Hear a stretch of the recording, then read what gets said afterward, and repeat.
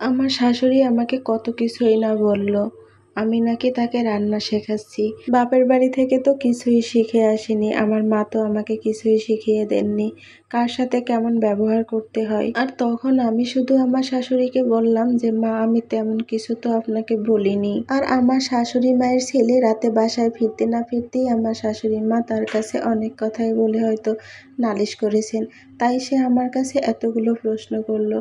আমি ধীর কণ্ঠে বললাম, মুখে মুখে তর্ক করিনি তো, উনি আমার বাবা মাকে নিয়ে অনেক আজে বাজে কথা বলছেন। আর আমি তাই শুধু তাকে বলেছিলাম যে আমাকে যা বলার বলবেন, কিন্তু আমার বাবা মাকে নিয়ে আর একটাও কথা বলবেন না।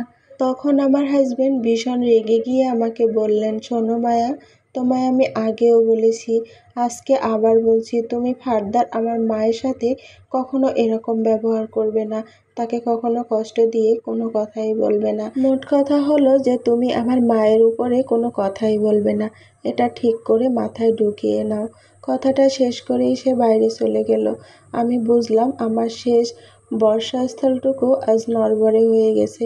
তবুও কোথাও হয়তো একটু বিশ্বাস ছিল, হয়তো আমি তাকে অনেকটা ভালোবাসতাম, তাই হয়তো সেই জন্যই তাকে ছেড়েও যেতে পারছিলাম না। আমি আমার জায়গাটা আঁকড়েই পড়েছিলাম। আর যাবই বা কোথায়, কি বা করব আমি? কোথায় যাব, কি করব? আমার তো যাওয়ার কোনো জায়গা নেই। আমার বাবা মায়ের তেমন কোনো সামর্থ্যও ছিল না, তাই এই ভিটে আঁকড়ে পড়েই রইলাম। আমার যখন 9 মাস চলছে, সেদিন সে এসে আমাকে বলছে দ্বিতীয় বিয়ে করার কথা। তার আগে থেকেই সে প্রতিনিয়ত তার ব্যবহারে আমাকে বুঝিয়ে দিয়েছিল যে তার আমার প্রতি আর কোনো ভালোবাসাই নেই, আমি শুধুমাত্র তার দায়িত্ব। আমি অনেকটা অসহায়ের মতো তার দিকে তাকিয়ে জিজ্ঞাসা করলাম, সত্যি কি আপনি আবার বিয়ে করতে চান? কান্না ভরা চোখে প্রশ্ন করলাম আমি তাকে। কিন্তু আমার কান্নাও তার মন গলাতে পারেনি। সে মাথা দুলিয়ে বলল, হ্যাঁ, এছাড়া আর কোনো উপায় নেই। আর এমনিতেও দ্বিতীয়বার বিয়ে করছি বলে যে আমি তোমাকে ছেড়ে দিব বা তোমার দায়িত্ব পালন করব না, এরকমটা কিন্তু নয়। যথাযথভাবে আমি তোমার দায়িত্ব পালন করব। তখন কান্না ভরা কণ্ঠে আমি তাকে জিজ্ঞাসা করলাম, আপনি তো আমাকে ভালোবাসতেন, তাহলে কি করে পারবেন আমার জায়গাটা অন্য কাউকে দিয়ে দিতে? কি করে পারবেন অন্য কারো ভালোবাসায় বিভোর হতে? আমার কথাটা কি একবারও মনে হবে না আপনার? কখনো কি এতটুকু আফসোসও হবে না? তখন সে আবার রেগে গিয়ে বলল, দেখো মায়া, সব সময় এরকম ইমোশনাল কথা বলা চলে না। আর মায়ের কথা তো ঠিকই, একজন ছেলে তো সত্যিই দরকার, যে শেষ বয়সে আমাদের দেখে রাখবে। মেয়ে তো সেটা পারবে না, তাই না? এই যেমন দেখো, তুমি তো মেয়ে, তুমি বিয়ে করে চলে এসেছো অন্যের বাড়িতে। তুমি কি চাইলেই সবকিছু তোমার মা বাবার জন্য করতে পারো? এখন তুমি কি তোমার বাবা মাকে দেখে রাখতে পারবে? পারবে না তো। তুমি তো চাকরিও করো না, শুধুমাত্র একটা সংসার চালানো ছাড়া আর কি বা করতে পারবে? আর তোমার মেয়েও বিয়ে করে চলে যাবে শ্বশুর বাড়ি, কিন্তু একটা ছেলে থাকলে সে আমাদের শেষ বয়সের ভরসা হবে, আমাদের দেখাশোনা করতে পারবে।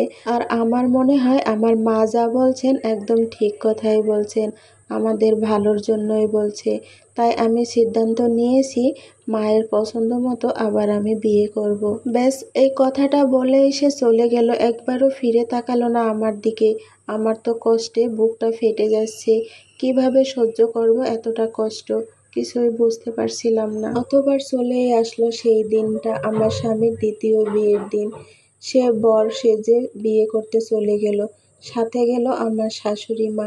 সে তো বেজায় খুশি, তার ছেলে এবার তার মনের মতো বউ বিয়ে করে নিয়ে আসবে। কিন্তু এত কিছুর পরেও খুশি হয়নি আমার শ্বশুর। সবাই চলে গেলেও সে বাড়িতে থাকলো। আমি তখন ঘরেই ছিলাম। পুরোনো দিনের কথাগুলো খুব মনে পড়ছিল। হঠাৎই আমার লেবার পেন উঠল। আমি তখন ড্রয়িং রুমের সোফার উপরে বসেছিলাম, হঠাৎ করেই আমি মেঝের উপরে পড়ে গেলাম। আর তারপরে আর কিছুই বলতে পারি না। চোখ খুলে দেখি আমি হসপিটালে। আর তখন আমি প্রায় মৃত্যুশয্যায়, অথচ আমার হাজবেন্ড এসব খবরই নিল না একবারও।